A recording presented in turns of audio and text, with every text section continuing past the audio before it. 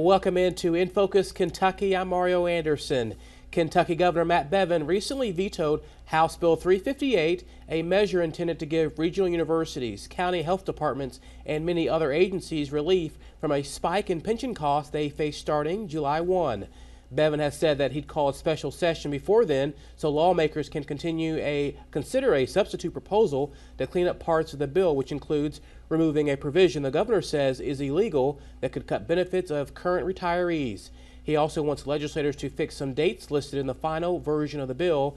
And joining me now to talk more about this in detail is Jason Bailey, Executive Director with the Kentucky Center for Economic Policy. And Jason, we appreciate you joining us here on In Focus Kentucky. Glad to be here. Thanks for having me. Obviously, the 2019 session was a very active one, but the last couple of sessions have been lots of conversation in regards to the pension crisis and how do we find solutions to solve this. And your organization has been very front and center in this conversation as well. And came across an op-ed that you recently had, several op-eds that you've wrote, but one of them was in regards to the Senate pension bill and along with the House Bill 358, which you said that both of them broke the inviolable contract, and it would mean a huge loss of income for quasi-government employees.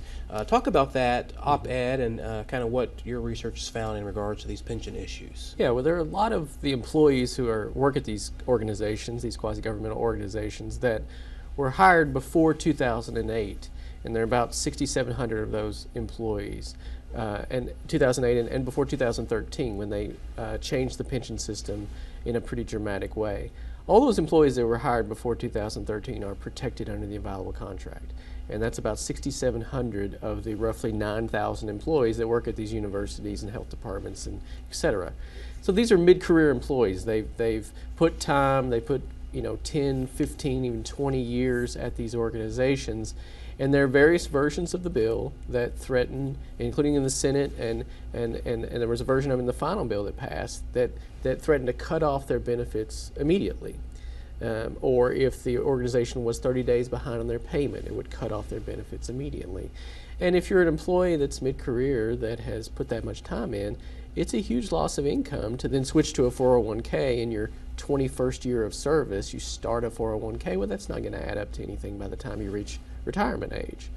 So those employees are protected under the inviolable contract. So it's one of the big issues that as we look to provide relief from the spiking costs to these quasi-governmental organizations, which everybody I think generally agrees they can't afford that, and many are at threat of becoming insolvent if they were forced to pay it. But as we do that, we also have to protect our moral and legal obligation to those workers, as well as the financial sustainability of the retirement system. We can't sacrifice the latter two to protect the quasis. We have to keep all three legs of the stool intact, or it's not a solution that's really going to work for Kentucky.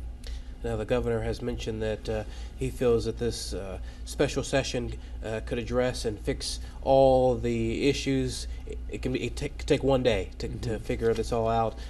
Do you foresee this being a one-day fix, or do you think this probably would 2020, the next General Assembly, it needs more extended time to work this out? Well, what we would propose and what passed the House unanimously was to continue the freeze that the quasis are under now for another year. And that would allow them to not see their pension costs spike in July. It would not cause significant harm to the pension system for them to do that for 1 year.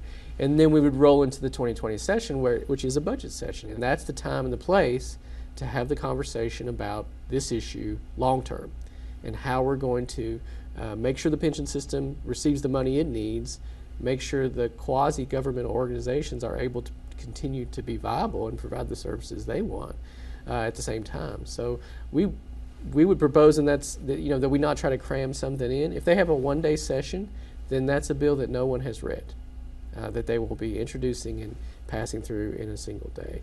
Even a 5-day session, which is what the legislative leaders have said that they would prefer, doesn't really give the time for committee hearings, for a close look at the actuarial analysis of the bill, to consider unintended consequences. And we have a history the last few years in the General Assembly of passing bills quickly that haven't been vetted and they create problems down the road. And that's not what we should do with an issue that's so important to such vital services and to such a big problem we face in terms of our pension liabilities.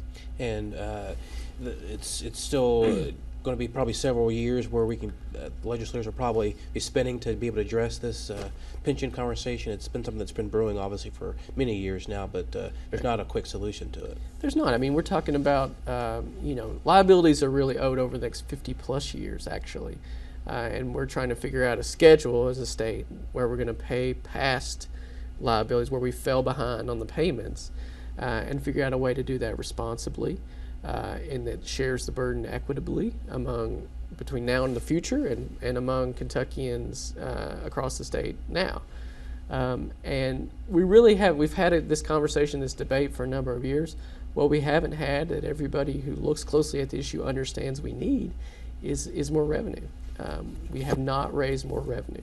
And in fact, we in the last General Assembly, they cut taxes by about $110 million in the session that just ended. That's going to make it that much harder in the next session to make these payments and meet our other obligations as a state.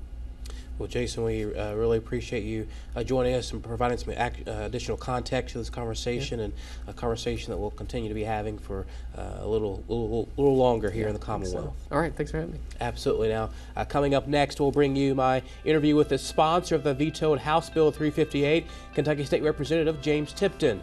That's next, right after a check of your Weather on the Ones forecast.